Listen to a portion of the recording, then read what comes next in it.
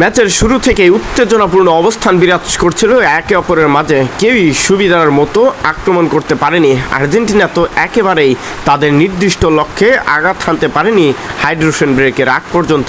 কিন্তু স্পেন ম্যাচের 13তম মিনিট এবং 17তম মিনিটে দারুণ একটা সুযোগ পেয়ে যায় তরুণ তুর্কি লামিন ইয়ামাল। সেই সুযোগটি কাজে লাগাতে ব্যর্থ হন তিনি।